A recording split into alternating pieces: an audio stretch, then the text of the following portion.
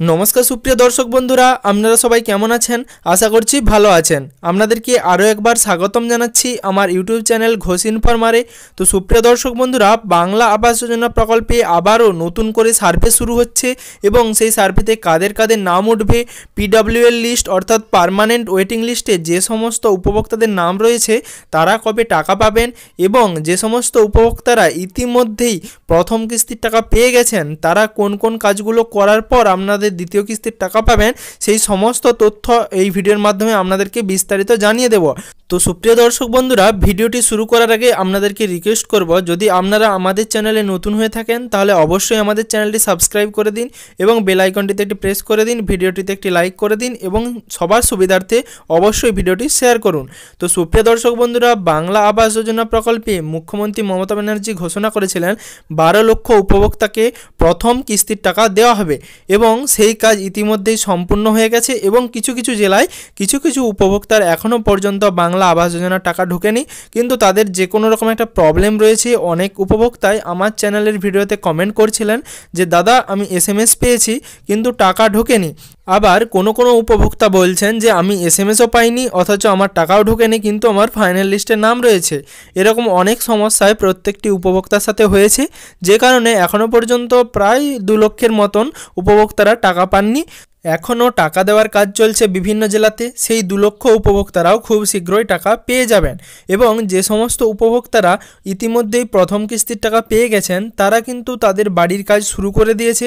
তাদের প্রথম কাজটা অর্থাৎ প্রথম যে স্টেপটা রয়েছে বাড়ির, সেটা সম্পূর্ণ হলেই ব্লক বা অঞ্চল থেকে আধিকারিকরা আসবেন এবং তারা একটা ছবি তুলে নিয়ে যাবেন এবং তারপরেই তাদের দ্বিতীয় কিস্তির টাকা দেওয়ার কাজ শুরু হবে। তো সুপ্রিয় দর্শক বন্ধুরা, পিডব্লিউএল লিস্টে যে সমস্ত উপভোক্তার নাম রয়েছে অর্থাৎ পার্মানেন্ট ওয়েটিং লিস্টে যে সমস্ত উপভোক্তার নাম রয়েছে তারা কবে থেকে টাকা পাবেন। তো সুপ্রিয় দর্শক বন্ধুরা, আপনাদেরকে জানিয়ে রাখবো, মুখ্যমন্ত্রী মমতা ব্যানার্জি ঘোষণা করেছিলেন যে সামনের মে মাসে 2025 সালের মে মাসে আবারও 8 লক্ষ উপভোক্তাকে বাড়ি তৈরির জন্য 1,20,000 টাকা করে দেওয়া হবে এবং বাকি যে সমস্ত 8 লক্ষ উপভোক্তা বাকি রয়ে যাচ্ছেন তারা কিন্তু 2025-এর ডিসেম্বর মাসে বাকি 8 লক্ষ টাকা পেতে চলেছেন।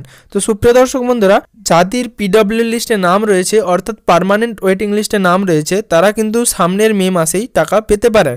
তো সুপ্রিয় দর্শক বন্ধুরা, যে সমস্ত উপভোক্তাকে সামনের মে মাস থেকে বাড়ি তৈরির জন্য 1,20,000 টাকা করে দেওয়া হবে, বিভিন্ন জেলা সূত্র মারফত খবর পাওয়া যাচ্ছে তাদের কিন্তু অলরেডি সার্ভে শুরু হয়ে গেছে। তাদের সার্ভেতে প্রত্যেকের বাড়ির লিস্ট তৈরি করার কাজও শুরু হয়ে গেছে।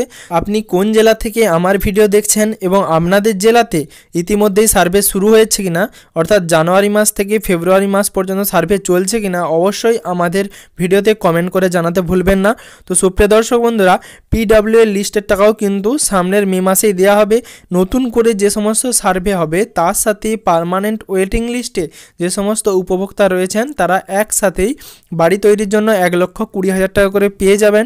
এর সাথে আপনারা যদি চান আরও 10,000 টাকা এক্সট্রা পেতে, তাহলে কিন্তু আপনাদেরকে আবেদন করতে হবে অনলাইনে।